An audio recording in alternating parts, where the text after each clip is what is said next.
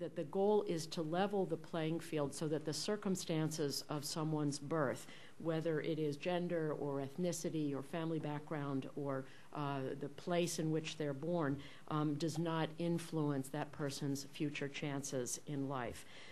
The study argues that focusing on inequality of opportunity is more politically viable than strategies that try to agree on some form of redistributive policies to reduce inequality of wealth or income.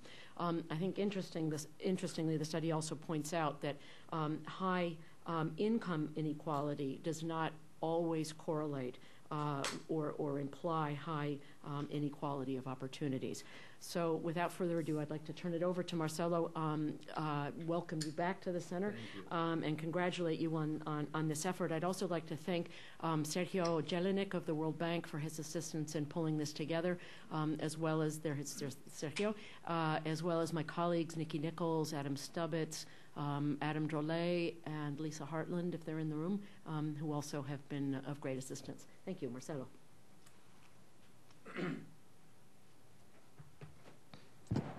Thank you very much, Cynthia. Really a pleasure and an honor to be in the center again.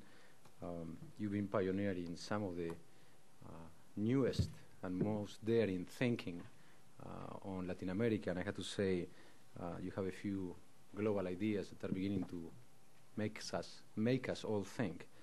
I have to say I have 25 minutes as per our agreement with Cynthia, who, as you know, is very strict with time allocation, and I respect that.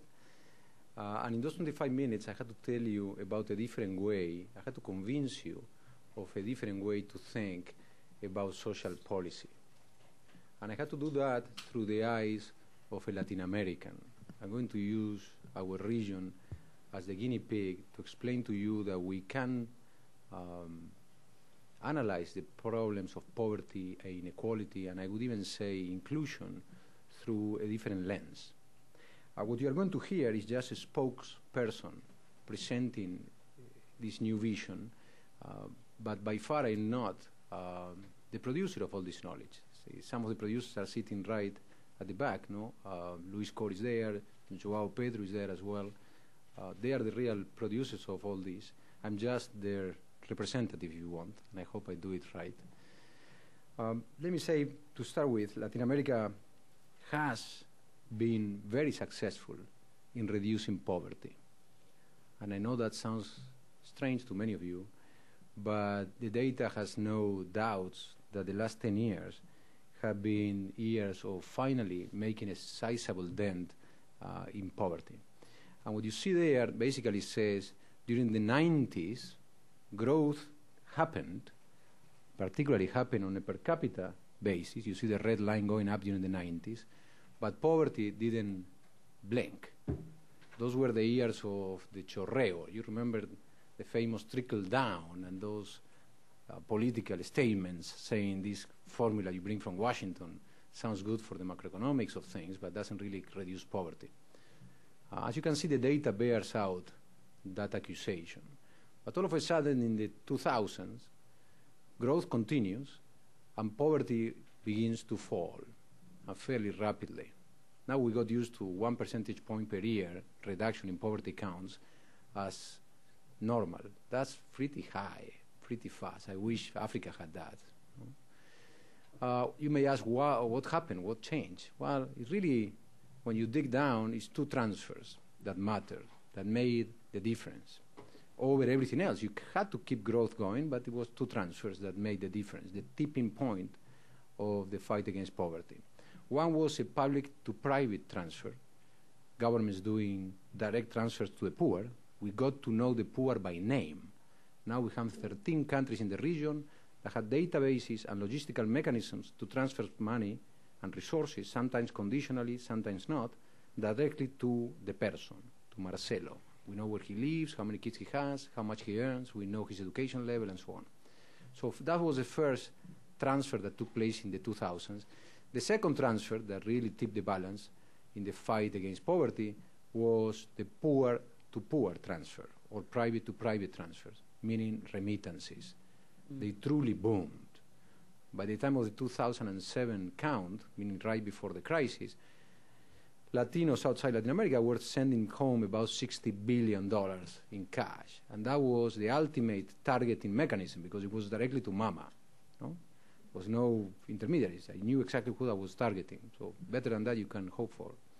So anyway, I tell you this to say we were finding and still have the key to poverty reduction.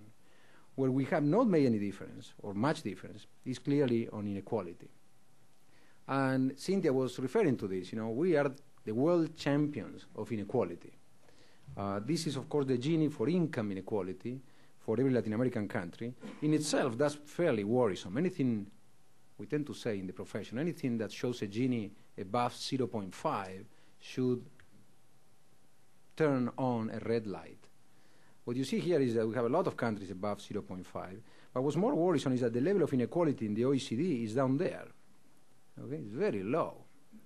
And I will rephrase what Cynthia was saying about us having 10 of the 15 most unequal countries of the world sitting in Latin America. I will rephrase that by saying we have only 2 countries in Latin America that are less unequal than the average of sub-Saharan Africa, which is the poorest region in the world. And that's what the other line shows. Okay?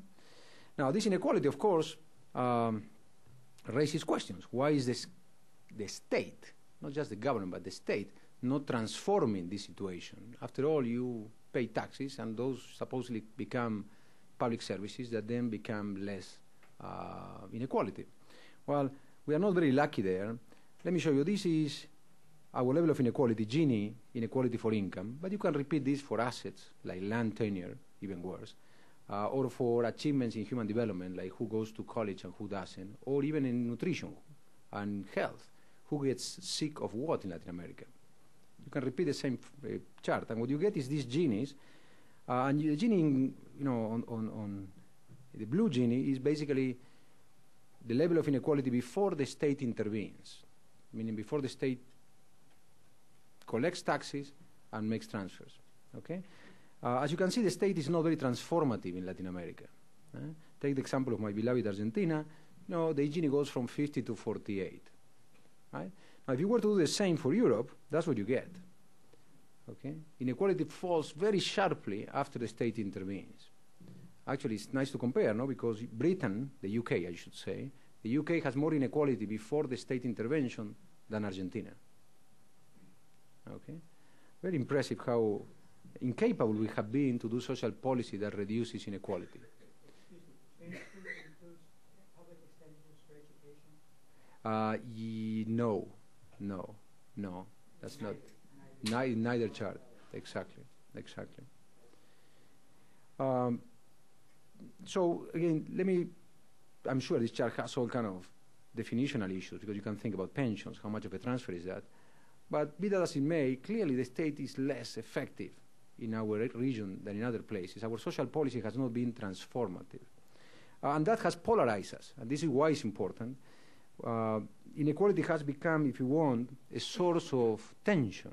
It blurs our strategic vision. Okay? Even it brings to question what the role of the state should be. So you have those on the left saying the role of the state, the primary purpose, is to redistribute wealth. And those on the right saying, no.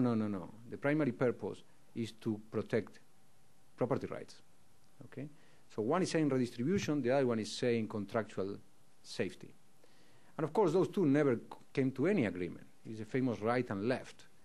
And we, even today, we have investment-grade countries that look very modern, but every time there is an election, presidential election, 2 completely different models come head-to-head at election time. And the results are very narrow one way or the other. No? Think what happened in Mexico, the last election, between López Obrador and President Calderón. They came very close, and the models were very different. Okay? And you see that here in this chart. This chart is an opinion poll asking people, do you think there should be more inequality or less inequality of income, of results? And clearly, the two that matter, the two modes, are in the extremes. Okay? We're very polarized over this. Now, we started from this. This is about 2.5 years ago.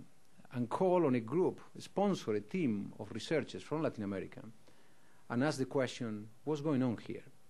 Why can't we make progress against inequality? And they came back with an answer that was really interesting. They say, well, because you're focusing only on half of the problem. Okay?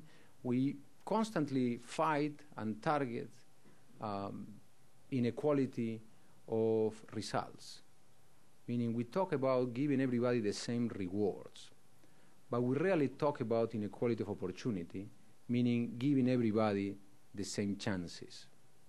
I'm going to refer to the first, the equality of results, as pure equality, an absolute indicator. And I'm going to refer as, to equality of opportunity as equity, meaning it's related to your own effort. Okay? So one is absolute, the other one is relative. Now, the thing is, when you ask politicians, and I have tried this in my travel in Latin America, direct question, do you agree with equality of rewards? Meaning, should we give the same income to everybody, the same houses to everybody? Then you have the right and the left, big disagreement. But when you ask, should we give everybody the same chances, there is absolute consensus.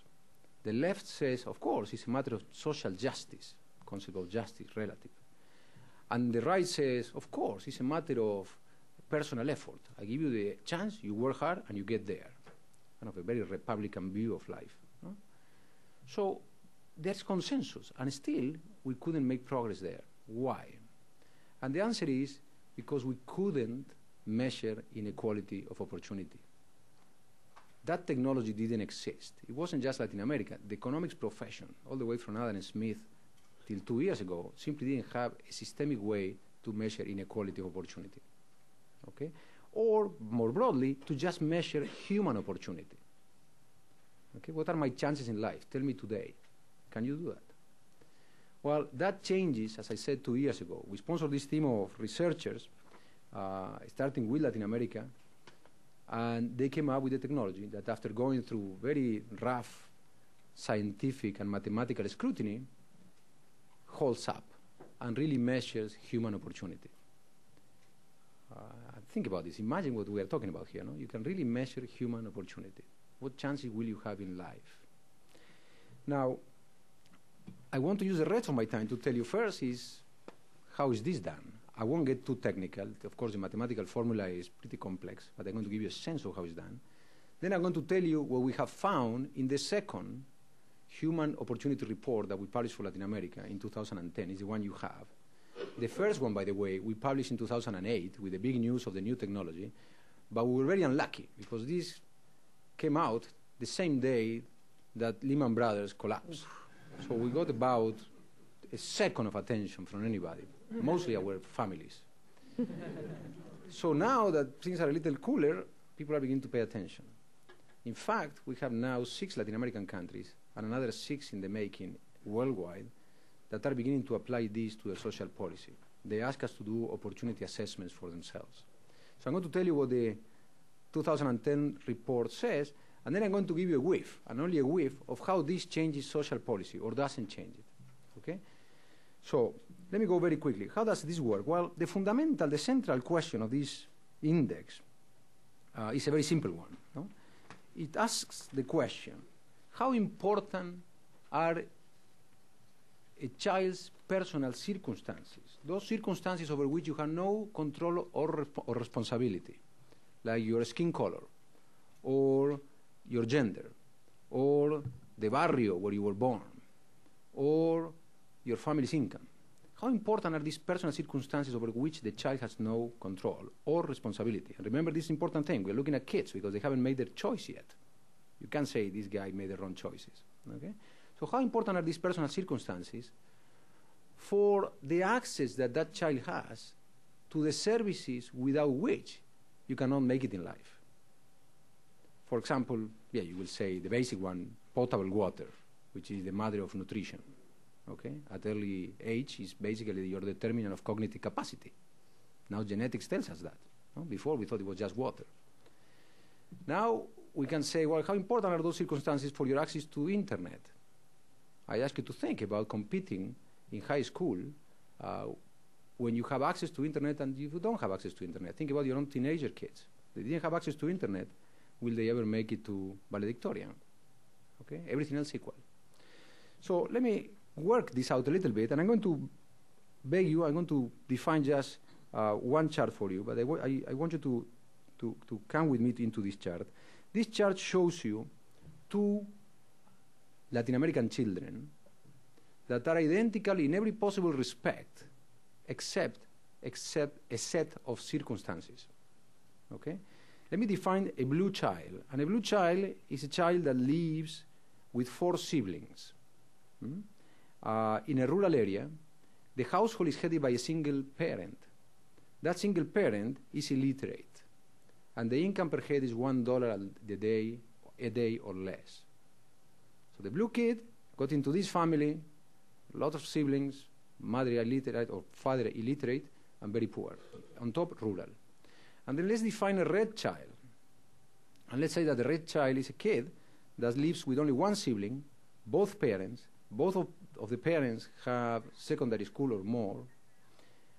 The income per member of the household per day is $25 a day, and they live in a city. Okay? And then everything else is equal. Okay? It was like a lottery ticket. Okay? You go blue, you go red. And then ask the question, what is the likelihood, the probability that a blue child or a red child would finish 6th grade on time? And this particular indicator is very powerful. You know, those that know a lot more than me on education tell you if you don't finish 6th grade on time, it's almost sure that you won't finish high school if you ever get in it. Of course, you say, well, there is no causative relations. There is no logical or logistical reason for one or the other. Well, probabilistically, it is the case. You don't finish 6th grade on time. I'm not saying finishing, just on time, then you won't make it through high school. Okay? So let's look at the probability of the blue child and the red child. Everything else is equal, except these personal circumstances, and see who has more chances. And obviously, probability goes between 0 and 1. That's what the axis at the bottom measures. But the reason why I want you to be with me is because we are translapping, we are overlapping the two children probabilities. Okay? So, for example, in Jamaica, the blue kid almost completely overlaps the probability of the red kid. The red kid is under the blue kid. Everybody agrees with that. So basically, you know, the red child in Jamaica has 90% chances of finishing 6th grade on time, and the blue child has 85% chances. Not much difference. And it really resonates for all of you that know Jamaica. For all its faults, the education system is very equitable, not equal or equalitarian. It's equitable. Okay, remember the difference. Why? Because your circumstances don't seem to matter. And now let me take you completely to the other end of the chart and see Brazil. Okay, this is the investment grade powerhouse, up and coming. We have everything now. We have the economy, we have the political transition, we have even oil, for God's sake. They have everything, these Brazilians, right? Now, and look at the probability of finishing 6th grade on time for the blue child compared to the red child. And it's less than 1/10. Basically, if you are a blue child in Brazil, you will never see high school because you won't never finish 6th grade on time. Now, interesting enough, this genius is sitting at the back can cut this in any way you want with any demographics. And that demographics is not different from the demographics of President Lula, okay? Which tells you that President Lula is a statistical miracle. Okay? Now, we did this with various presidents in Latin America, Toledo, and I can give you a few more names. And we said, well, give me your circumstances when you were between 0 and 16. We run the computer and tell you, you shouldn't be here. Certainly not at the World Bank. And I did that to myself. And I shouldn't be here. Nobody from Villa del Parque, barrio where I come from in Buenos Aires, ever got to where I got. So I'm not saying that it's impossible. I'm saying that the chances are screwed from the beginning. Okay? Now, you say, well, why don't we look at one country instead of comparing across countries and see what happens across regions of the same country. So take a look at Paraguay. These are, again, similar circumstances, meaning similar type of circumstances, blue child, red child, and these are the Paraguayan regions. You want to translate it like that, no? As you can see, if you live in Asunción, you basically don't see a difference between being blue or red. But you live in San Pedro, Okay? And you have a third of the probability. In this case, of having potable water at home. We are using potable water. We could have used something else. Now, I don't have to tell you, potable water is the key to nutrition, which is the key for early childhood cognitive capacity. Okay? Now, when I showed this to President Lugo, who used to be the Bishop of San Pedro, he says, I had never thought about our poverty this way. Okay? Which gave me the idea of saying that it's a new way of looking at poverty. Now, you will say, potable water, Marcel, we are well past that. We are investment grade, for God's sake. Okay? We are sophisticated these days. So let's raise the level of sophistication. Okay? And let's look at two Uruguayan children. Again, blue and red, no difference. And ask the question, what is the chances that this child has seen a dentist just for precautionary reasons, that should be the preventive reasons, over the last 6 months? Why? This is a super powerful indicator. Why? Because if you've seen the dentist where you don't have a toothache, I'm sure you took care of everything else in your health life. The mother took the kid to the dentist before the kid complains of toothache. I'm sure the kid got been vaccinated, nutrition is not an issue. There are all kinds of other things that are certainly happening. Okay? And what you see here when you look through Uruguay is that this is the Uruguay, the harmonious society. This is the Uruguay that we all think as, France 40 years ago. Okay? And you still see huge difference between being blue and being red. And where the differences are the largest is in Maldonado. And what is in Maldonado? Punta del Este. Okay? Ah, wow.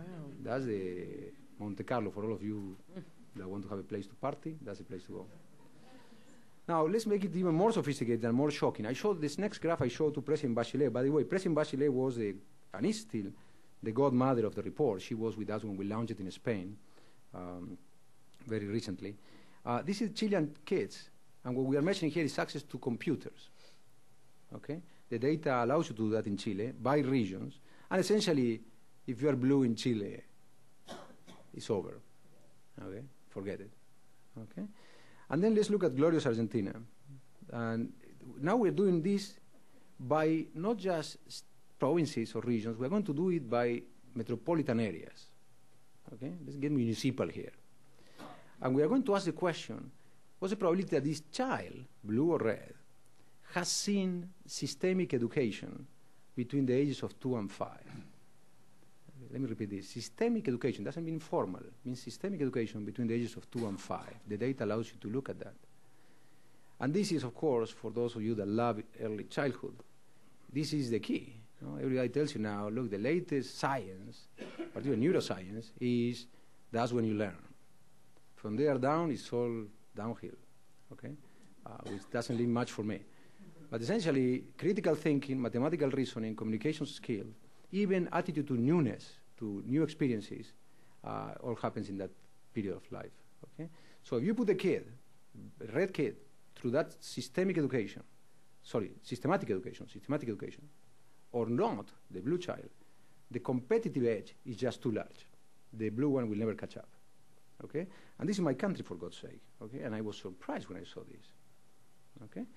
Now, yeah, you can say, well, this is Latin America. Let's see how we can extrapolate this to the rich world and see what we learn. No? And we try, and we are trying.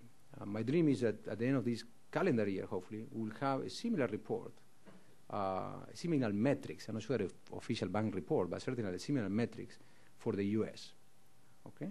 But I'm going to show you a few things that we have already for the rich countries compared to Latin American countries.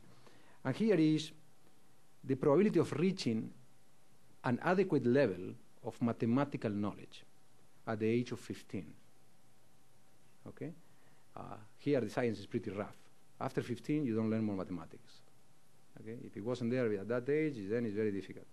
So let's look at children in the rich countries compared with some Latin American countries. Which ones? The one that participated in the PISA. This comes out of the PISA examination, which is standardized across. Okay? And again, if you are blue or red in Canada, matters, but not that much. Okay? Now, you're blue or red in Chile, you're doomed. But the interesting part is that if you're going to be blue in Italy, you better be blue in Mexico. Okay?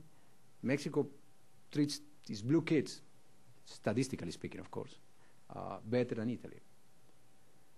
So it's not a question of the level of wealth that we're talking about. It's a question of the equitable access, whether your circumstances matter or not. So anyway, I can go on forever with these examples, but what we did then is, once you have an idea of this importance of personal circumstances, the team achieved live access to all the household surveys of all Latin America. They still have it. And by the way, they are about to put it live on a platform so everybody will access it. Okay?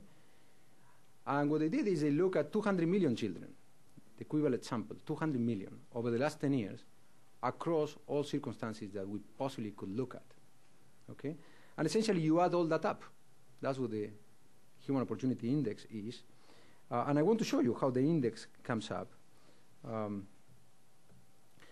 The index, of course, we make it run between 0 and 100. This is the rank.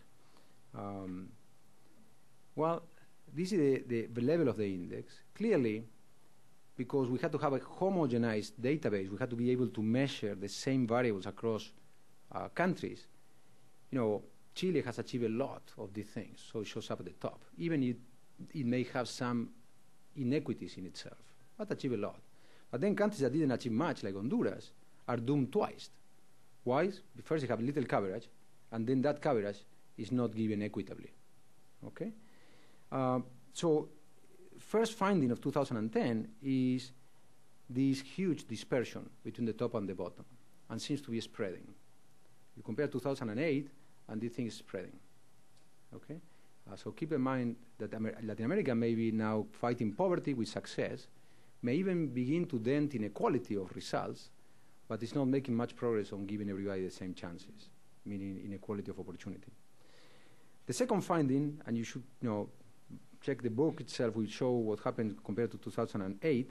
Mexico made a huge jump from halfway into the table in 2008 to number 3 in 2010. And that made us very happy, not just because we love Mexico, but also because it shows that in terms of equity, meaning inequality of opportunity, you can progress very quickly. Because once you focalize on those circumstances, you say, well, I'm going to look for rural kids with 4 siblings and single parents, illiterate single parents, you can shoot your subsidy in a much more targeted way. Okay? The third thing I will point out is, if you look at the top 6, they are very different. I would say ideologically very different, which gives us tremendous peace of mind, because it goes back to that concept that in terms of equity, politics matters less. There's much more consensus there. Okay? Of course, you will say, well, Marcel, which are the circumstances that really matter? No? Was there any surprise there? And yes, there was the mother of all surprises, to be very honest. I was betting that the personal circumstance that was defining your future in Latin America, in my bet, was going to be your birthplace, okay? Your barrio. Other people thought, no, it's going to be your skin color. And we have people betting on your gender, okay? Well, we were all wrong. All those circumstances do matter. But the one that dominates everything else, and this comes both from the 2008 report and the 2010, the one that matters, single one that matters the most, is your mother's education. And check that we don't say your father's education. Okay? It's the mother's education. Now, why? Honest answer, we don't know. Okay? We have all kind of theories about it. Most of them come from sociologists. Some people told me, oh, it's simple, because the effective learning time with your mother is always more than with your father. Simply, you spend more time with your mother, you learn more from her. So if she's very educated, you absorb more, maybe. Another one said, no, it's peer pressure. What do you mean? Well, when your mother knows that the kid across the street already reads, and you don't, she puts pressure on you. Okay? And all of you that live through this, you know what I'm talking about.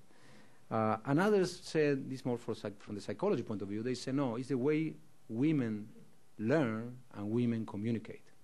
Very different from men. Okay? They pay attention to detail, and they communicate the whole thing with details. They have more time to communicate. Who knows? I mean, we really don't know, but clearly the education of the mother is statistically the most significant personal circumstance that you can hope for to make it in life. And then let me conclude with these findings by saying, once we had this index, we couldn't resist the temptation to compare this ranking for human opportunity. Remember, this is how well a society treats its children, basically, no? That's what it is. We couldn't resist the temptation of comparing that with how well a society treats its firms, its corporations, okay? So we went ahead and said, okay, let's plug there the so-called doing business indicator. Oh, dear. Okay? You know, the World Bank, we can't stay out without. This costs us all kind of trouble all the time, but we keep producing it. And then somebody said, wait a second, these are children and corporations. Why don't we look at how societies also treat adults?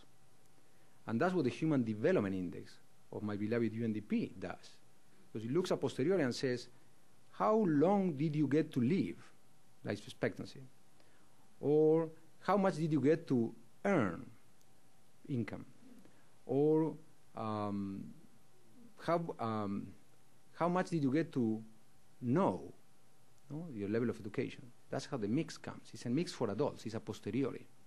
So we plug that in there as well, okay? And then you ask the question, well, there seem to be societies in Latin America that treat everybody very well, meaning children, companies, and adults, okay? And then you have other societies that don't treat anybody very well. Of course, you have societies that treat companies better than people. And then you have societies that treat people better than companies. You see? You get a different picture of development. Now it's complete. Now it's the light turn on.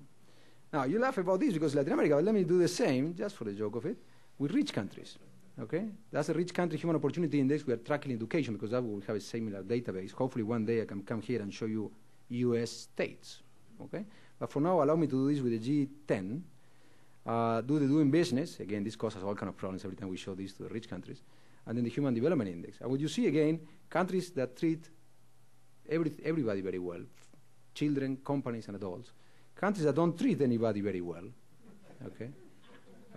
Then you have countries that treat firms much better than people. And then you have countries that treat people a little better than firms. Okay? Of course, it's very incomplete, but gives you a sense of where we are going when you can catch social policy before it's too late. Okay? When the issue is not a posteriori redistribution, but a priori chances, equity, not equality. Okay? Look, I think I'm running out of time, right? Probably well past. Past, but you're okay. Okay, let me do this.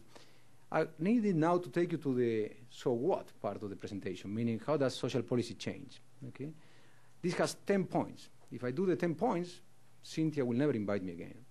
So what I'm going to do is tell you the broad picture and leave the presentation with you. How does this change social policy, if at all? Okay. After all, a lot of what we do ought to be opportunity enhancing. Why? Because if you pipe clean water into one more household, you will hit some blue kid. Okay, so eventually you will get more opportunity. Okay, so a lot of what we do is already there. But once you say what I care about is human opportunity, then your priorities change. The marginal dollar goes somewhere else, and it changes over the life cycle. You know, for example, if you say at the beginning of life, between 0 and 2, where should I put my dollar? Okay. Well, to start with, that's the moment to put all your dollars. Okay? What you don't define there, you never define. So you can then say, well, the most important part tends to be that when your mother was pushing to get you out of herself, there was a professional in front of her. I ask that question, by the way, when I travel.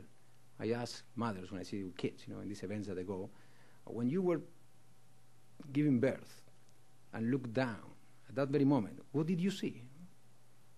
And it tends to be a very personal question. No? What does this guy mean? From the World Bank ask these questions.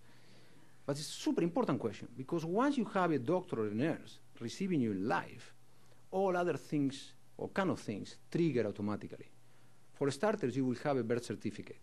You exist. You will be subject of contracts and lending.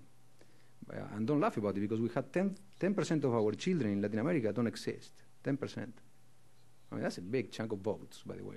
That would decide an election either way. Okay? Of course, if they don't exist, they don't vote because they have no birth certificate. Second, you will be vaccinated. The doctor right there will shoot you with something. They will spot curable diseases right there. And then somebody will be waiting for you somewhere. No? In some school, hopefully in your barrio, if you are in a city, somebody will wait for you. All kind of things detonate after you have an institutionalized birth. That's how it's called. We invest big money in the bank in this.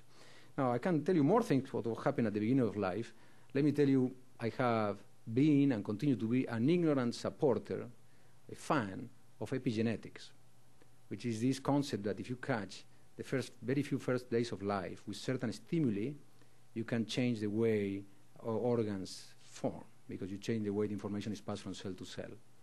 That's a huge promise, but I can see that the day this happens and it becomes a reality, the World Bank will have to be closed down, basically, because that will be the day when we have the answer to all these problems. Okay? But again, early childhood to me is the best use of the dollar. Now the kid is in primary school. What should you focus on? Well, sometimes you focus on the glass of milk, el vaso de leche, give him some milk. That's fine, you have to do that. But if you're looking for opportunity, where do you focus? Well, you focus on results, specific results. For example, reading standards. If at the end of second grade, the child doesn't read at least 60 words per minute, there is a problem. Okay? By the way, 60 words per minute is a level of reading in which in the US they send you to special ed. Below that level, if you can't read 60 words per minute, they send you to special ed. In Latin America, we found that half of our children can read at all at the end of second grade, and only 10% can read 60 words per minute. So you see, opportunity. That kid will not be able to compete afterwards.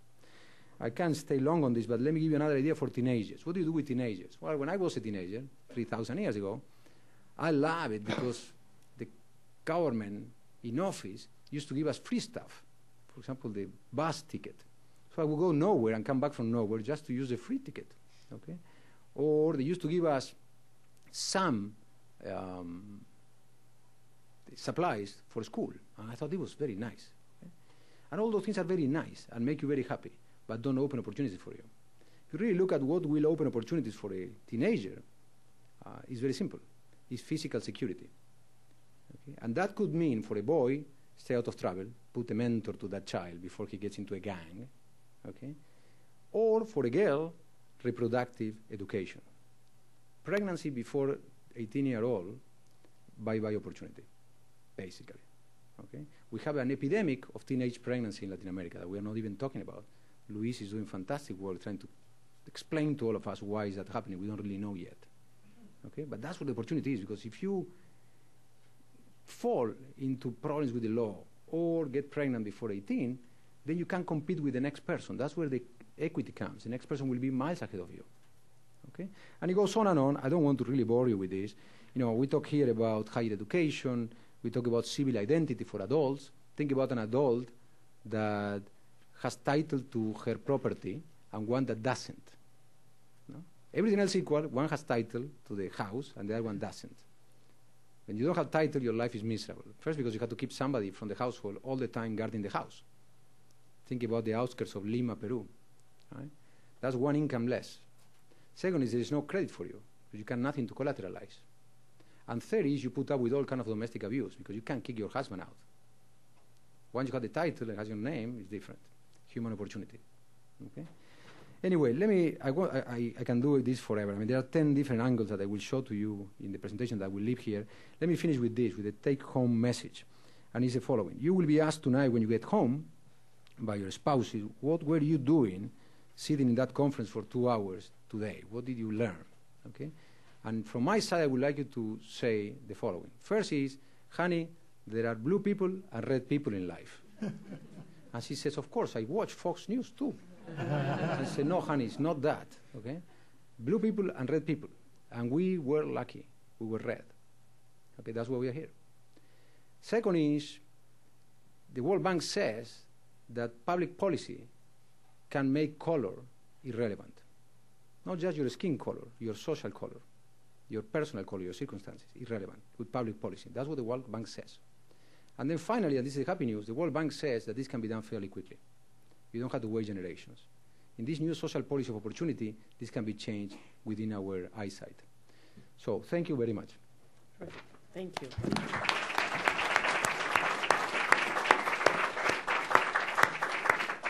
Wonderful. It was so fascinating I didn't even look at my watch. So, Bob, your turn. I don't have a slideshow, but Perfect. use the podium anyway. Well, first of all, thanks very much, Cindy, for inviting me to do this. It's a little bit tricky to get in this morning, but I'm very glad I made it.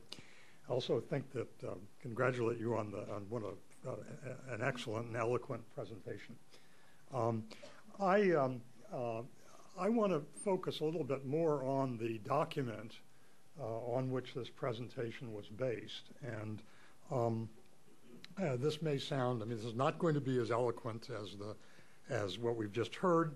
Going to be much, I didn't expect this to be the case, but it's going to be much more technical and techy than I was anticipated doing. But what this document does is to provide both a conceptual measurement or a concept of how to measure equality of opportunity, the Human Opportunity Index, HOI, which is a very interesting conceptual measure.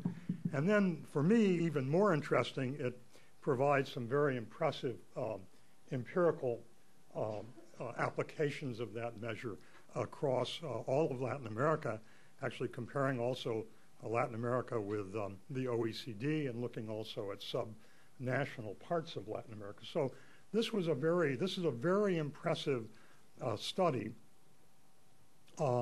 And I do, those of you most of you in the policy community, but whether you are or not, I think this is, I wouldn't read it at bedtime, but while you've had some coffee, read it, because it really, the rewards are really very, very positive.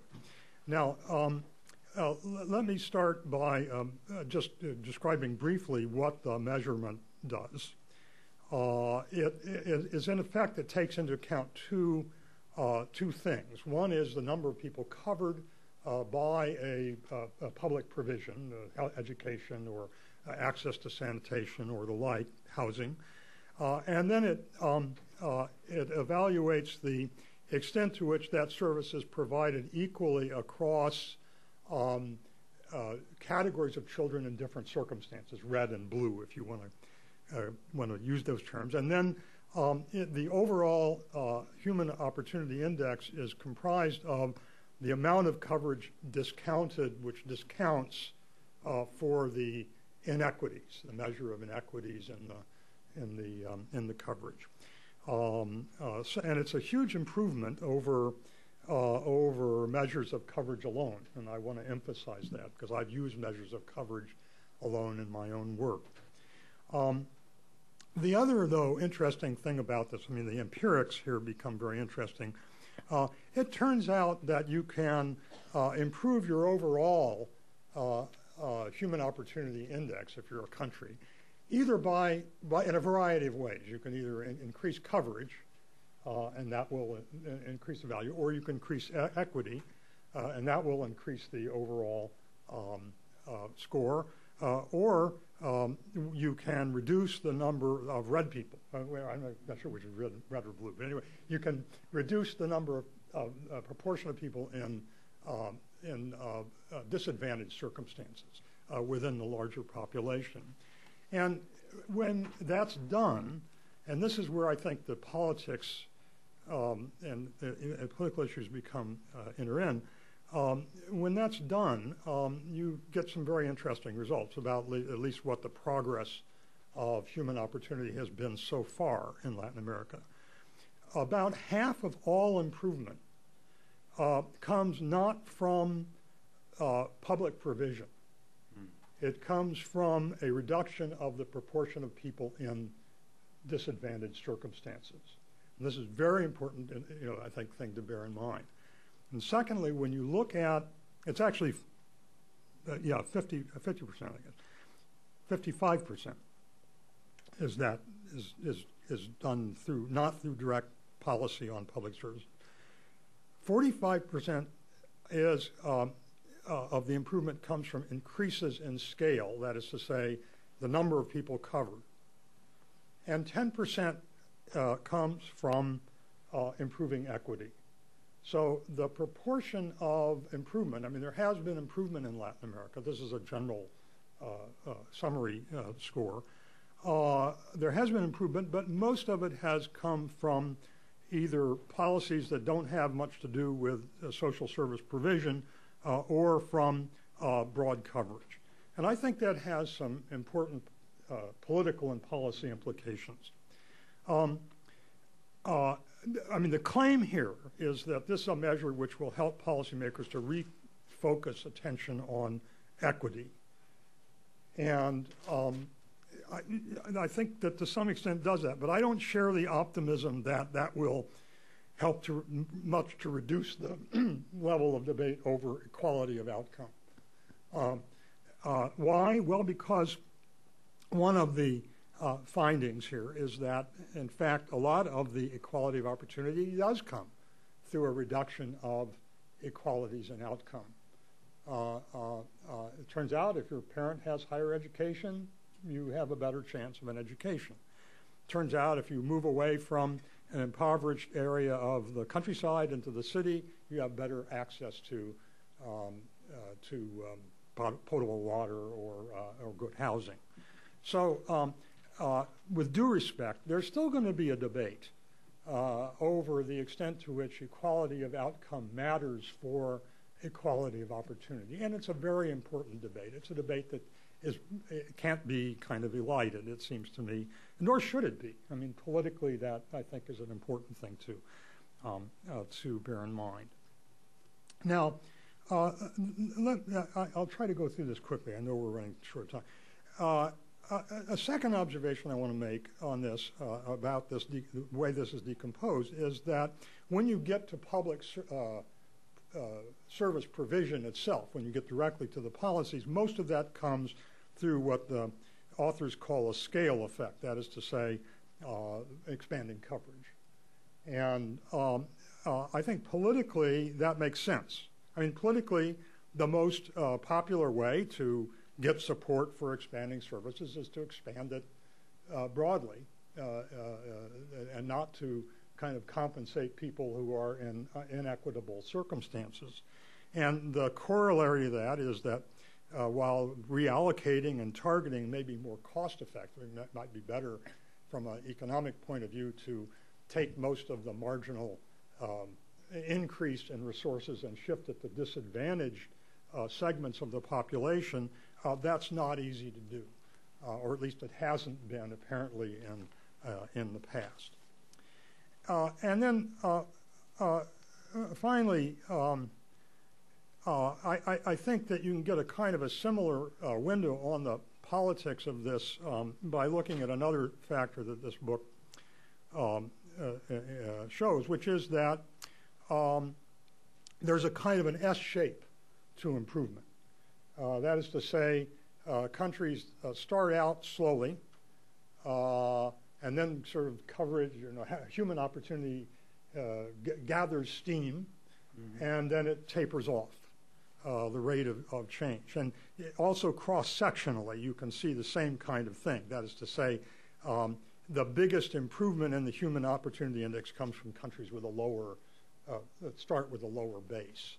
And again, let me make a small quibble with the presentation. I mean, Venezuela and Brazil, Venezuela, for example, has a much higher human opportunity index than Brazil. But if you look at the rate of improvement in Brazil, which started at a very low base, it's quite high. And when you look at the rate of improvement in Venezuela, it's not. I mean, there is some, I think, but not much. So you really have to look at rates of improvement as well as sort of absolute scores.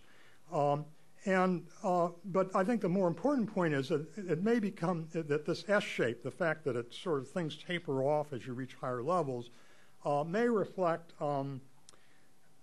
Again, we have to look behind the data, but it may reflect the likelihood that after a certain point, it just becomes politically as well as technically more difficult to reach the last, most disadvantaged segments of the population. And there's lots of reasons that I think all of us would be would understand why that's true. But again, from a political point of view, these are the people with the least political clout, where there's least payoff for politicians to try to reach into those sectors and do something about it. Do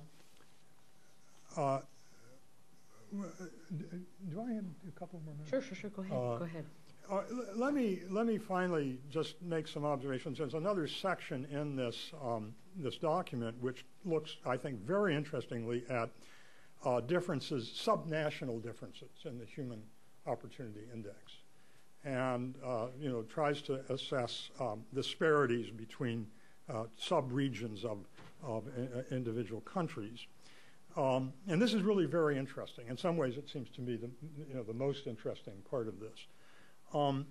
It makes a number of observations that make sense in terms of what I've already said. For example, there's consistent disparities, usually at least, between the capital and every place else, and you would expect that expansion of coverage would start in the capital and then kind of diffuse out into the interior.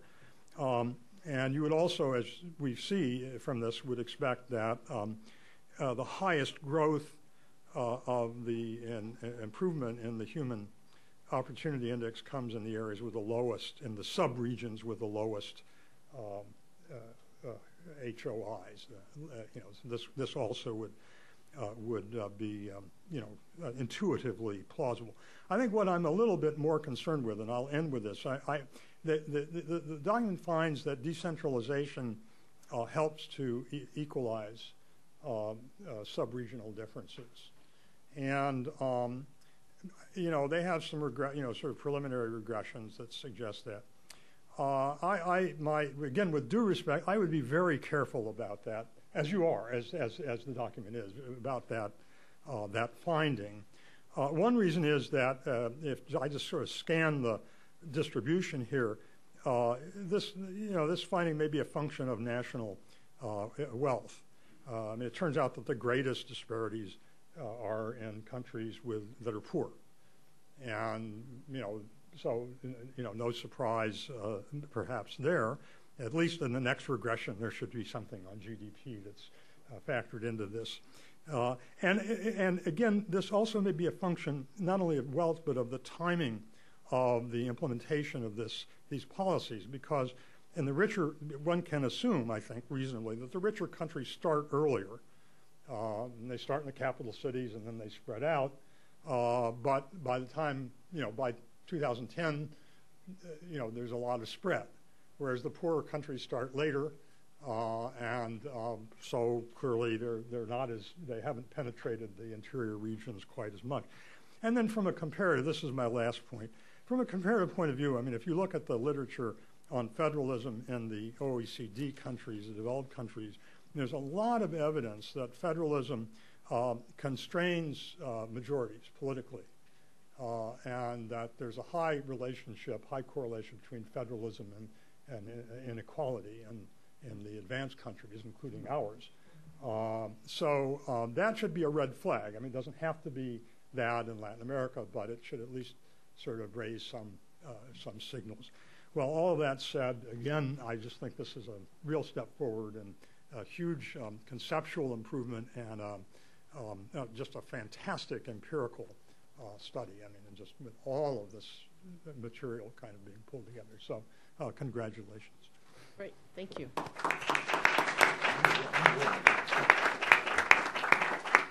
Tim?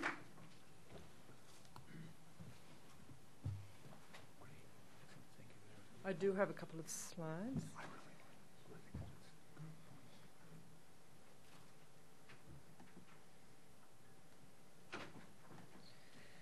So thanks very much for inviting me today, Cindy, and it's very nice to be able to comment on this new approach, which I think is very exciting and indeed has a lot of promise, I think some of which has already been exploited, and I think some of which provides a rich agenda for future work. What I was going to do was to go back briefly over the motivation and merits of the approach, talk a little bit about methodology so we can think a little bit about the constraints inherent in the approach and also due to data that we need to bear in mind when we're looking at the results, and then think a little bit more about some of the policy insights. In terms of the overall approach, for those of you who have a chance to look at the report, and I'd very much commend that to you, you'll see that it's very much grounded in this idea of capabilities in the expansion of people's freedoms. So coming from the Human Development Report Office, where we've built on the work of Amartya Sen to try and look at different aspects of well-being. This is obviously very much welcomed. And it's presented as a way of monitoring the equity of access to key services, as Marcelo, I think, very persuasively argued, that are very important for children to succeed later in life, and leads to this new agenda, which I think, again, is very exciting and holds a lot of potential. I think the multidimensional nature of the approach is important and worth noting. The systematic use of microdata in ways which are comparable, I think, is important.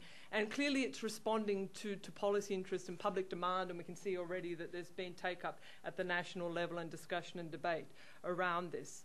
But I just wanted to kind of put some questions on the board about the approach, just to have these borne in mind as it proceeds to unfold and develop over time. The first point to make, which is clear because it's the way that the approach has been defined and very deliberate, is that it's possible to have very unequal outcomes alongside an equal opportunity principle. So we know still, for example, Chile has an index of 95, which sounds fabulous, but they have a Genie of 55 or 60 or whatever it happens to be. So, which is fine because that's the way the approach has been defined. But I think it's very important for those of us, even if it is politically divisive, to be thinking about outcomes as well as opportunities. And we don't want to kind of throw out the baby with the bathwater, if you like, just looking at opportunities and forgetting about outcomes. I think that there are kind of some methodological issues around the identification of circumstances. So if you look through the circumstances which can be identified on a comparable basis for 20-odd Latin American countries which have been examined, you'll see that it's a somewhat restricted set. So, for example, it excludes, I think, ethnicity. It excludes some other aspects that one might argue might be important but can't be included, for example, indigenous status and so on. And then working out which circumstances are important. Should we choose those ones which are correlated with poor outcomes, so we know kind of ex post that they're important, or should we choose them because normatively we feel that they shouldn't matter?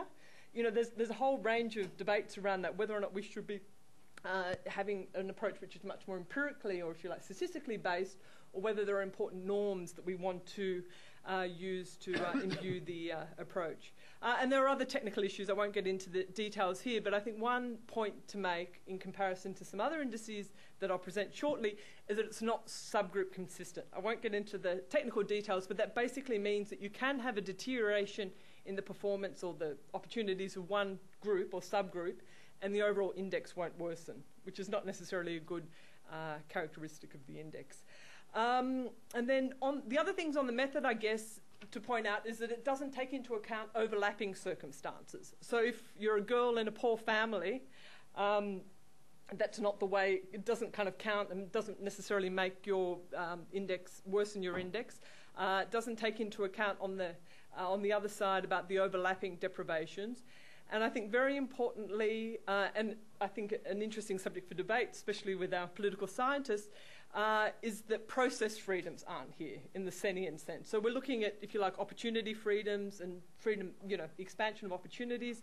But on the other hand, how you get there, whether it's a Cuban approach or a Costa Rican approach, may be a relevant part of the discussion.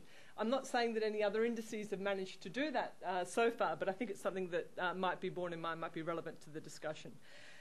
Let me go on to a comparison of some of the key results. Coming from the Human Development Report, I thought, well, it's kind of interesting, as Marcelo did, to compare it to how the HOI rankings compare to some of the ones that we have coming out of the Human Development Report. The ones that we've been presenting, and including some new indices which will be launched in November, focus much more on outcomes. So in that sense, it's interesting as well because they're measuring something different, how these compare. This year, for the first time, we're going to be introducing an Inequality Adjusted Hdi, which discounts the average for inequality in each of the three dimensions of the Human Development Index: health, education, and living standards. We have a new Gender Inequality Index. I won't go into the details here. as well as a multidimensional poverty index. Some of you may have heard of that. That was launched already in July. And we've applied these to relatively large numbers of countries globally. But let me just compare, let me just go through to the table. The comparison of the rankings for Latin America. So here we have the HOI. This is the Inequality Adjusted Human Development Index, the Gender Inequality Adjusted Index, the Multidimensional Poverty Index, and the dollar a day. And as Marcelo already pointed out, there are some countries who do pretty well on all of these fronts. We can see that Chile and Uruguay are among those which fare consistently well across these different measures. And there's a whole another set of countries, including Guatemala, Honduras, Nicaragua, I think to some extent, which do poorly consistently across these different indices. But interesting as well, I think, is to look at the countries which fare differently across the indices. So, for example, Colombia does relatively well on the HOI, pretty badly in terms of outcomes here. Nicaragua does badly in terms of the opportunities, but relatively better in terms of the outcomes here. And actually, there's a whole series of countries. Mexico here, Argentina here. Sorry, I didn't put the arrows in. I'm not as technically sophisticated as Marcelo. And Argentina is another example where how they're coming out in terms of outcomes is much, much worse than how they're appearing in terms of opportunities. And so I think there's an interesting agenda for research there, and I think should be incorporated into the ongoing work at the World Bank to be thinking about, okay, we're doing quite well on the opportunity side, but how is that panning out in practice? Because as I tried to argue, that's a relevant part of the conversation. As has already been pointed out, there's really quite striking diversity among the good performers, and I think that's indeed quite consistent with the new thinking at the World Bank and elsewhere about the eclecticism, about different development models and different ways of different pathways and the diversity of pathways to success. In the report so far, this has been highlighted but not really explored. I mean, it's noted, but I think really there's a tremendously rich agenda there to be investigated. And among routes to improvement, as Robert's already pointed out, broadly speaking, there's three. There's circumstances, there's scale, and there's equalisation. But it seems to me that the possibility of influencing circumstances is somewhat summarily dismissed, that it takes too long. And you'll see it in a footnote, I think it's footnote 2, right at the beginning of the report. But as Marcelo also pointed out at the beginning of his presentation, income transfers have played a tremendously powerful role in certainly in the reduction of poverty, but one could argue over time have more potential over time. We have a graph, actually, this is from our 2009 Human Development Report, which compares pre- and post poverty rates among families with kids, among migrant families. And basically what we see here, for example, for the US, is that the taxes and transfers don't make any difference. So that's kind of the line, well, to some extent the line which is taken in the report, and also what is empirically observed to a significant extent in most of Latin America. But that need not be the case. You know, as Marcelo also showed, in Australia, in the UK, and in France, transfers can make an enormous difference. And so I think that, particularly to the extent that Latin America is looking to the OECD as in terms of future potential and ways in which these circumstances can be affected, here, family income, this can make an enormous difference. Because if circumstances are accounting for 55% of what's going on, and if we can't affect circumstances, then we're kind of stuck. And so I think that it's important to be thinking about those circumstances which are amenable to policy intervention. Another one is mobility. I'm talking about kind of physical, geographical mobility as being an important route to expanding opportunities, as well as, for example, income transfers. Clearly, circumstances like mother education are fixed. I mean, mother's education is there. It can't be adjusted over time. But I think there are important new policy questions there that might be addressed. But let me stop and congratulate the authors once again. Thanks. Thank you. We're we're open for your comments and questions. Please wait for the microphone. The event is being webcast, and also please identify yourself and the institution that you're with. Let's start. I saw a hand. Your presentation, Marcelo, and maybe some of my comments are in line with the others presentations. Well, the first is that when we look at your list of the countries which perform better in terms of being more equal in terms of opportunities, it's the sixth first are in fact the countries that have been more equal in Latin America up to the 70s. It's Chile, Uruguay, up to Argentina.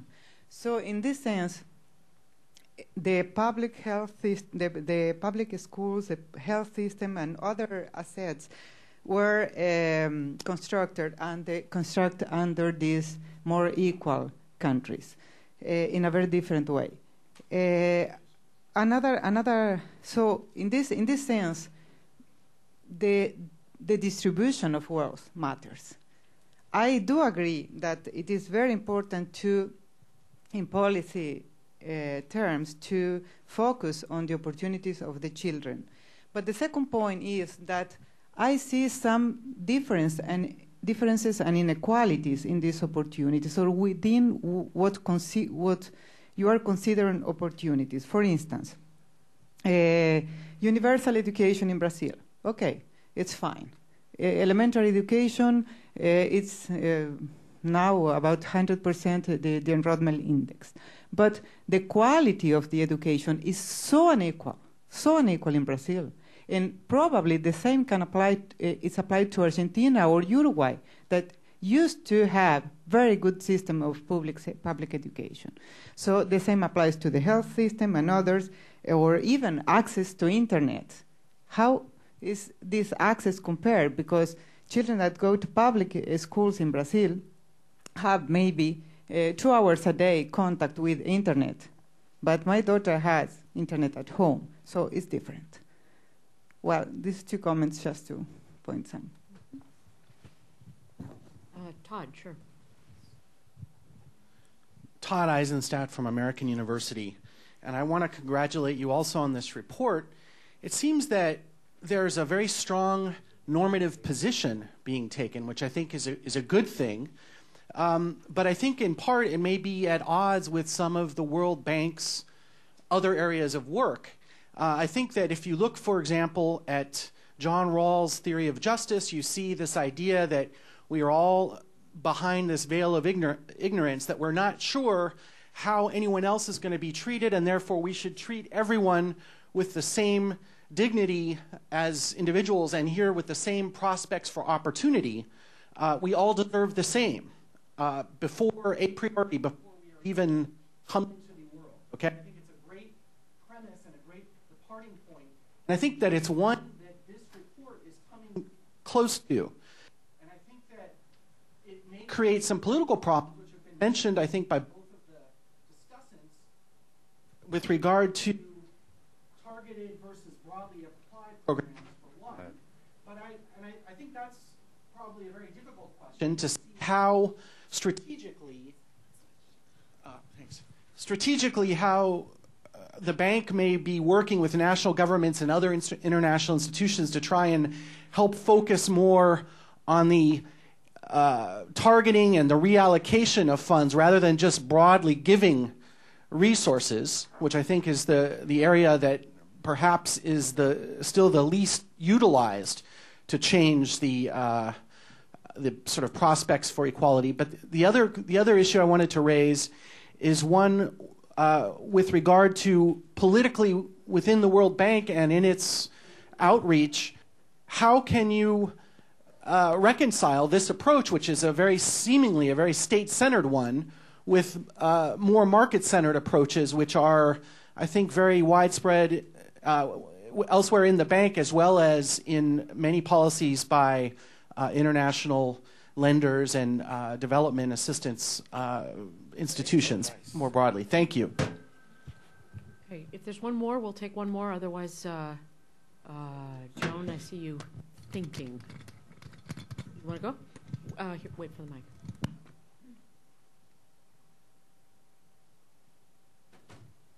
Joan Nelson, the Wilson Center and American University SIS. The reason I was shaking my head and wondering if I should say this is because it's a bit of a downer, but perhaps useful nonetheless. I mean, I agree with what's been said about the tremendous value and potential of this approach. But I also am struck with, as the researchers themselves have been struck, with the single most important factor being mother's education. And I take that as proxy for a broader set of handicaps, impediments among the least advantaged, which confront all societies. We just saw a movie last night called Waiting for Superman, which focuses on the difficulty of getting high quality education to the most disadvantaged kids in the United States, and what it takes to do that. And what it takes to do that is incredibly intensive in terms of the length of the school day, the length of the week, the length of the year, the intensity of teacher inputs, and so on down a long list.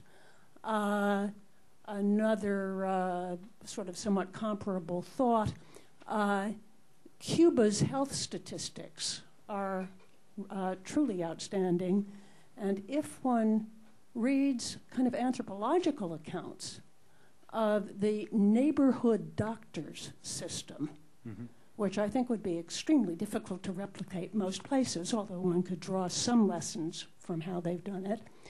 But what stands out is the incredible intensity of human and other resources focused on the least advantaged.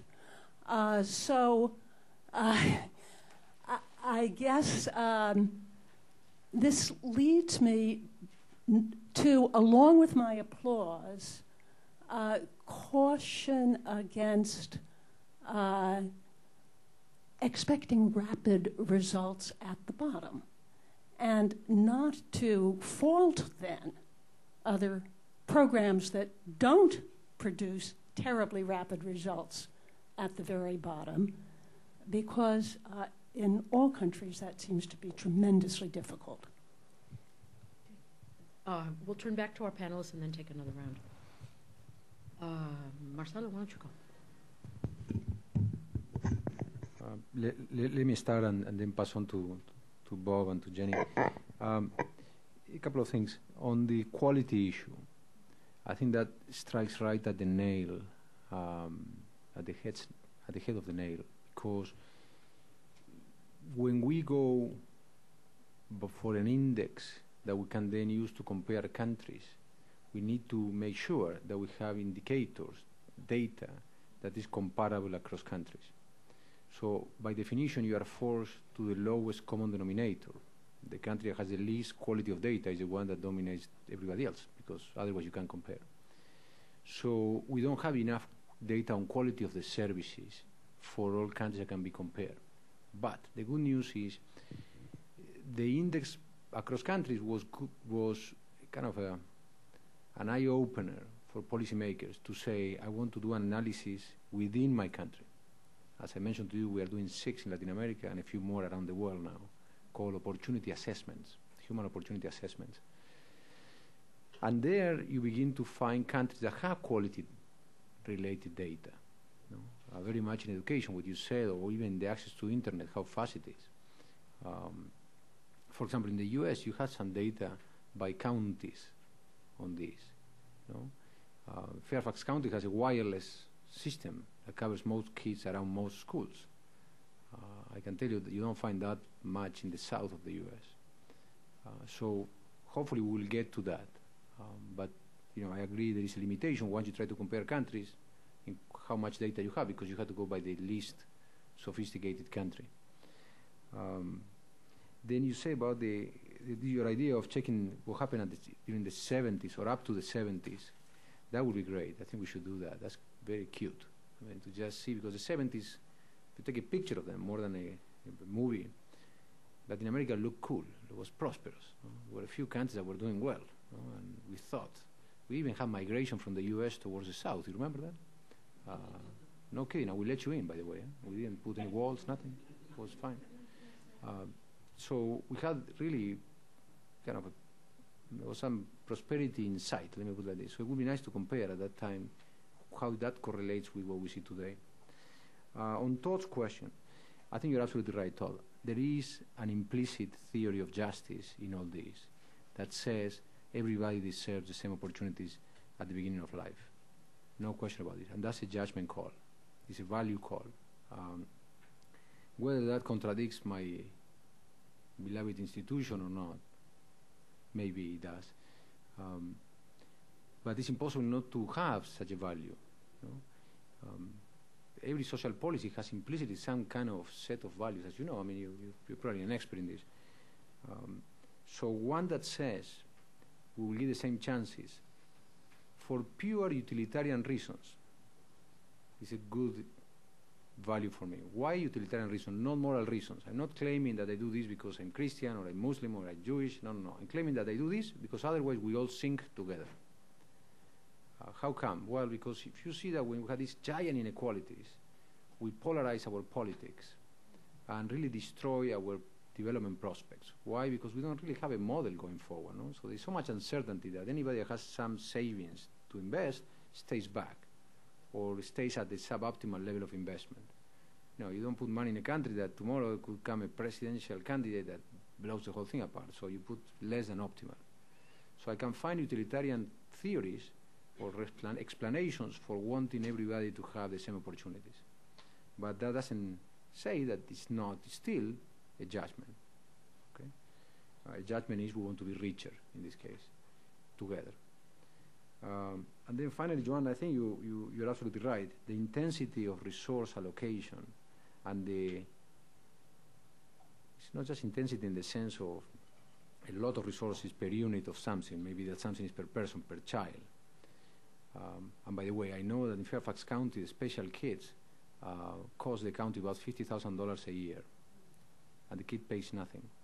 So that's intensity right there, no? They put adults, lawyers, people that produce educational integrated. I think it's IEPs, integrated educational plan, individualized educational plans, special ed psychology. Everybody comes for free. The user doesn't pay. So that's intensity. But then the question is, seems to me that you are meaning not only do you have to be intense per unit of beneficiary, but also you have to be constant. You need to stay on for a while until things change. And clearly we don't yet have the capacity to do that in Latin America as a whole. We may have some countries that are ahead of others, Chile, for example. Will that invalidate any other guiding post? I don't think so. I think it's good that we know it's going to be costly. But that's just for us to decide where we put the marginal dollar.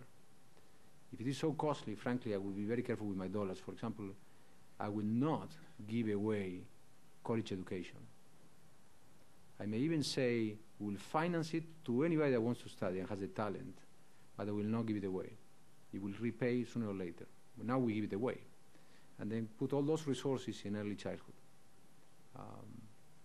So there you have intensity and constancy, if you can make the political switch, because this will be politically very difficult.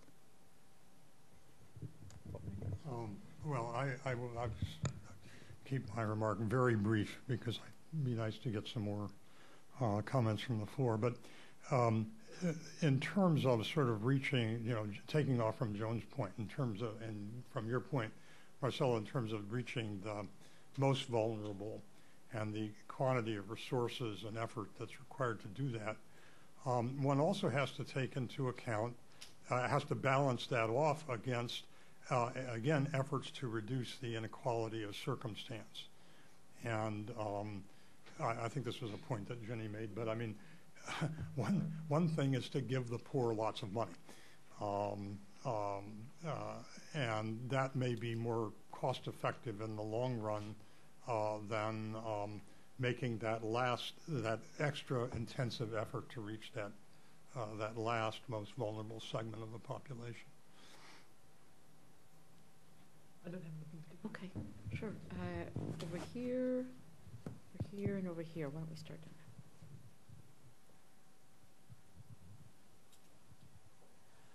Good afternoon. My name is Tomas Rosada. I'm the representative for Guatemala to the IDB. And I didn't hear much, Marcelo, about ethnicity. Coming from a country like mine, I think that's something that strikes out first as a circumstance, which makes actually the grid more complex, because you just don't have like rural, urban, gender issues, but the ethnicity issue is actually an issue. And I can think of probably what would be $1 in Costa Rica would take us probably 4 or 5 in Guatemala in terms of a justice system, educational system, health system, to deliver the same service and to level up the field in the same direction. Furthermore, I think also that the ethnicity variable can also play against the speed at which you were arguing for this leveling up of the field. I don't see it happening very quickly in Guatemala. I have not seen it. So if you could have a comment on that, thank you. Diego?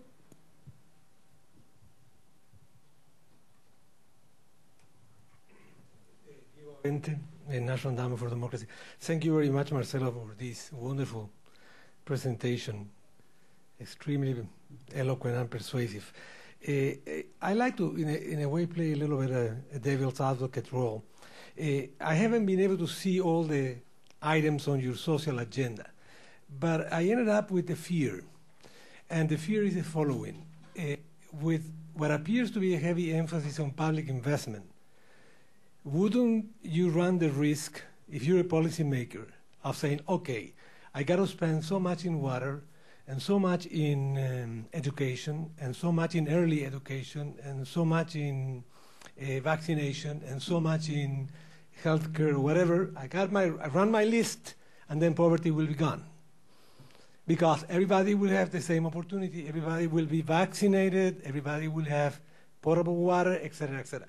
How about the other factors that must be taken into account in terms of why societies are unequal or why you have poverty in society, aside from equality of opportunity, which I agree is a very substantial and critical factor. But how about the rest? I mean, don't we run the risk of this falling into this reductionistic temptation? And on this side, sure.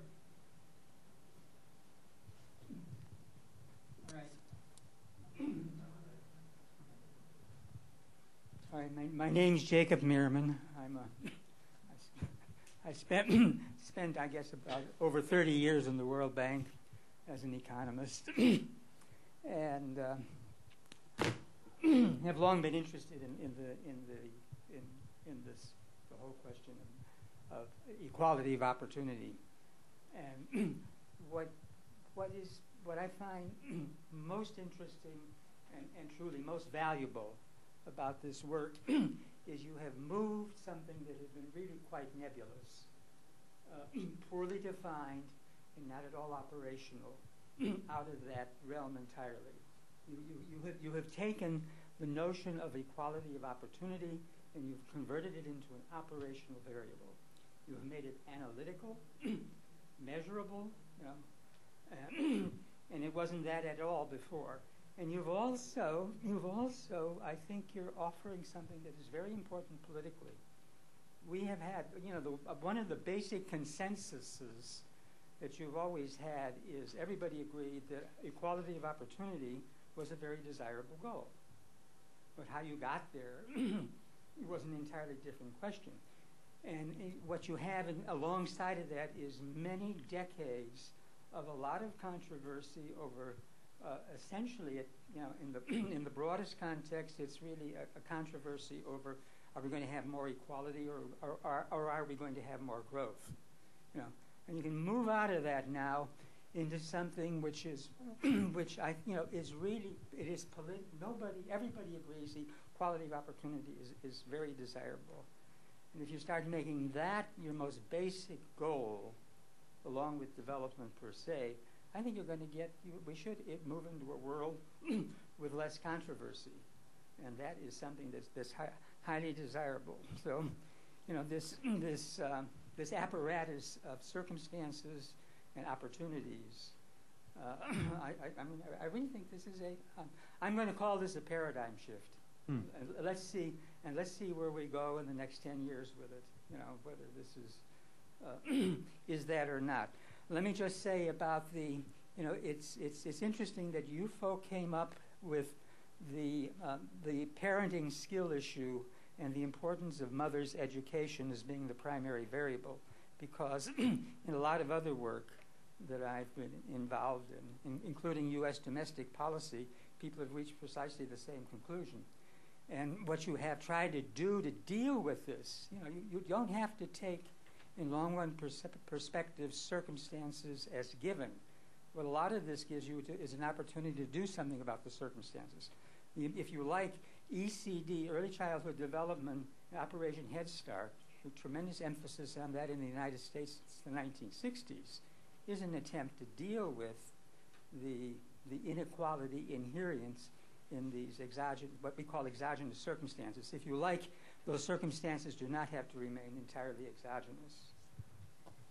I'm going to call on myself because I have a question about the macroeconomic context in which equality of opportunity is leveled. I mean, obviously, if there's high inflation in a country, that has a much higher impact on the poor than on wealthier sectors of the people, because their basic, canasta básica depends, and the prices go up. Another factor that influences that is the nature of the tax system, and whether, you had the graph that showed that after taxes there was less inequality in Latin America than before, but I don't remember if there's other information that talks about the distribution of the tax burden as, the portion of VAT, which applies to everybody regressively, or, versus income. So I was wondering if you could touch on some of the other either macroeconomic policies or fiscal policies that impact inequality beyond access to opportunity. So let's go, and then we'll take another round. Yeah, por favor. Well, again, thank you very much for these questions. Perhaps one statement of context for the 4 questions and for even the previous 3, and is the following.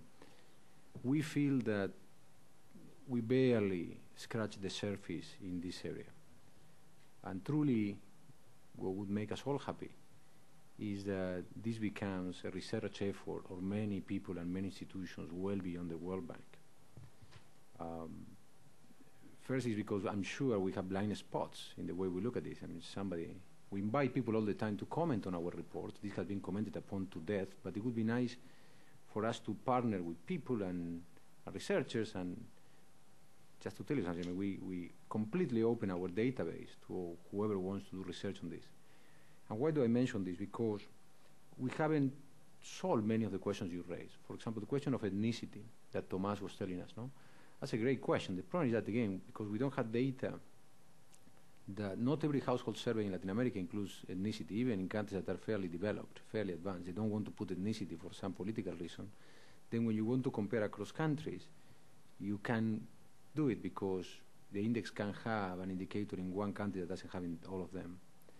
But when you go into that single country that has the ethnicity indicator, and then you do the calculations across regions, departments, municipalities, or states or provinces, then things begin to flow up.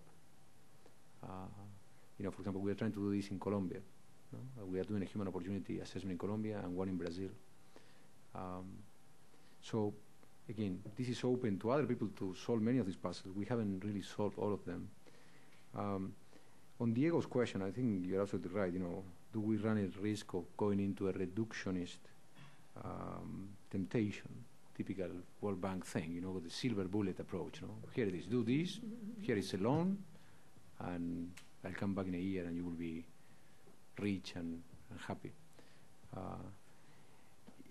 Look, I want to do some, perhaps answering with some propaganda here, if not a commercial.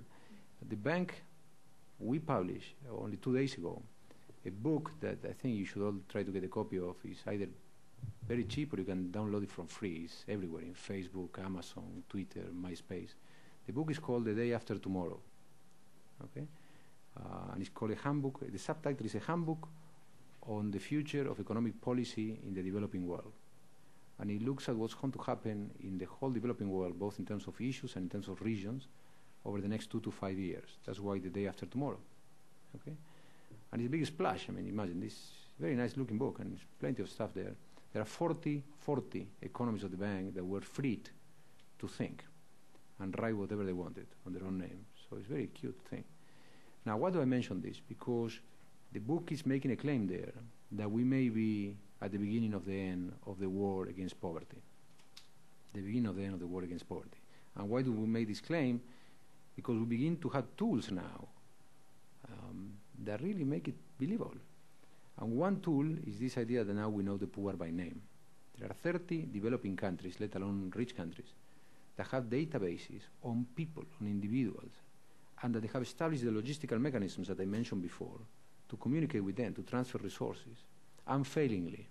Either a debit card or a cell phone, people, even geographically isolated people, can now be communicating with the state.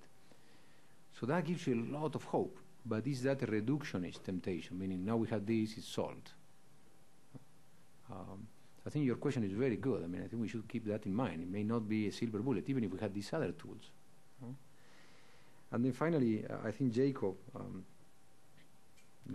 think you were very kind when you say, will this, be less, at least we'll have less controversy. The expectation is that the more we research and talk about it, and frankly, when we produce the same results for the US, then people will talk about it. As long as Latin America, we talk in Latin America. But when I say the US, I always say, let's do the US and France, and then people will talk about it. But once the community of researchers, well outside the World Bank, get into it and begin to crack this, I think it will be less controversial, less controversy in the distribution debate. The distribution debate will never solve, because those that had to give will never want to give. Simple. But the equity debate, I think is solved. I think that one is consensual. Very few people you will find that say, no, we shouldn't give the same opportunities to all. Or at least I haven't found many. And then finally, on Cynthia's question, the macro context, absolutely true. I mean, this is critical. We are talking about Latin America. We did all these calculations on a Latin America that was fairly reasonably managed. Now, how we done this in the 80s, who knows what shows up here? I mean, when your inflation was in the 30,000% in Peru, in Argentina, in Bolivia, doing all this, very difficult, we are debating with Luis quite a bit as to why this time around we have the biggest crisis ever in our lifetime, external, and poverty barely blinked in Latin America. So we are all kind of tapping ourselves in the back saying, well done, the social programs of the World Bank work well. And I have my doubts. I think basically it happened because the macro didn't collapse. There was no inflation in Latin America. If anything, there was deflation. We always say that growth is a necessary but not sufficient condition for poverty to go down.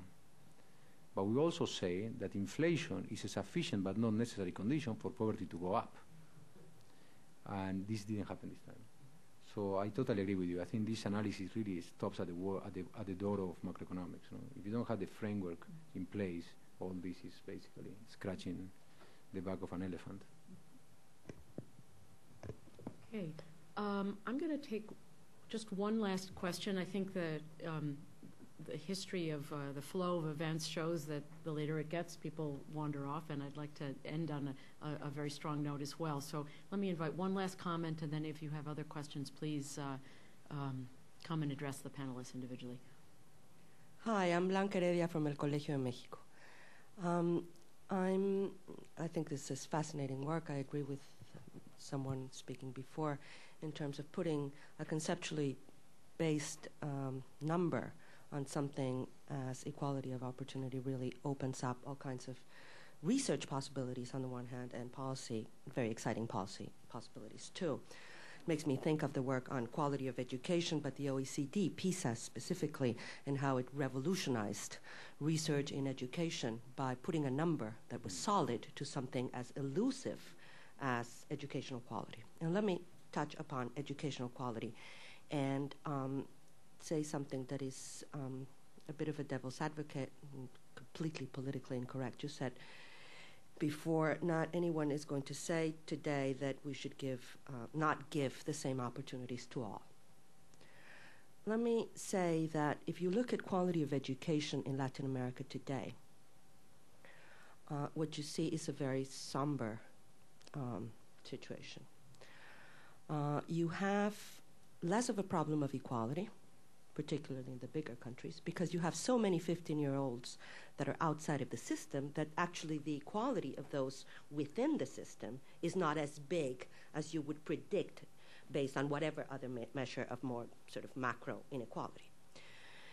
One of the problems, sort of solving or attempting to solve the quality issue is tremendously complicated and tremendously costly. In my country, Mexico, we're talking about 32 million students in the public system.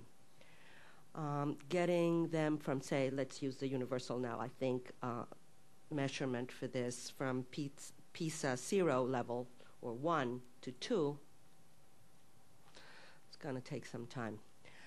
Now, there is something that is very badly allocated today in Mexico, which poses, I think, and in other Latin American countries, though less so, of the bigger ones, Mexico is egregious in this problem I'm going to mention. And it's Mexico recruits talent on the basis of income, which is crazy, right?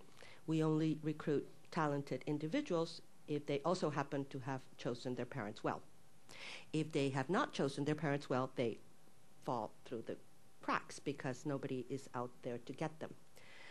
This has a whole set, I think, of very, very pernicious effects on the workings of everything starting from civility to economic growth, because it essentially reinforces a pattern in which what you know is much less important than who you know.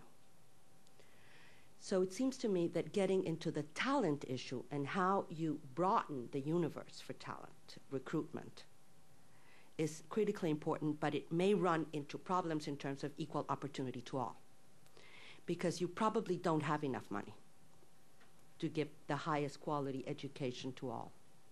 Should one try to ration it only for those who are most capable? Marcelo, we'll start with you and invite a last final comment from either Bob or Jenny. No, I think Blanca has a good question. No? I mean, she's basically saying, should we as a society have a mechanism to select who does well and who doesn't? Philosophically, it's possible to think like that. It takes you to the next question, which is who chooses? And you may say nature does, others may say God does, others may say the prince does. That's a Machiavellian way of looking. The prince will solve. I wouldn't vote for a political leader that proposes not to give everybody the same chances. I probably would vote for a political leader that says we will give absolutely the same to everybody exposed. So we will choose when we vote, if we get to vote, because that's the other thing. You may think, this works in democracies, it doesn't work in other systems. So yeah, I mean, philosophically it's possible to think like it is. We have an implicit theory, I think it goes back to your question, Todd, an implicit theory in the bank of social justice that says every child is equal to every other child. Why we have it, I don't think it's in the Articles of Agreement, it's simply just the culture of the place. We do feel as a professional body that everybody has to have the same rights an obligation. So this suits well that aspect. No, I remember we were talking about children, right? We cut at 16. So these people haven't made really the choices of life yet. You can't blame them. But it's a good point. I mean, theoretically, you're right. You're the political scientist, Bob, so solve it, please. Well, I won't actually, but one implication of this is some kind of aggressive affirmative action sorts of measures, which doesn't necessarily mean picking people who are less talented, but it does mean tilting the playing field in a way that will give preference to people who are in disadvantaged circumstances. But let me stop there. I think this was a great discussion. I congratulate Marcelo and the floor for this. Jenny? Just briefly, I mean, having worked now at the UN for the past couple of years, I guess we go back to the UN Charter, under which I expect the World Bank is in some sense linked as well, about equality of humankind. I just wanted to make one point which was somewhat implicit in my comments possibly, and that's that when we're thinking about kind of equity of opportunities and chances, to the extent that those do relate back to circumstances, some of them are outcomes. And so I think that we need to be clear that, you know, we still need to be concerned about our outcomes, either directly or indirectly as a causal factor. And just to leave that on the table. And I think the final point that I want to make is that the regional and global reports, I think, are tremendously useful and exciting interest, a sense of competition among countries, kind of wider debates and so on.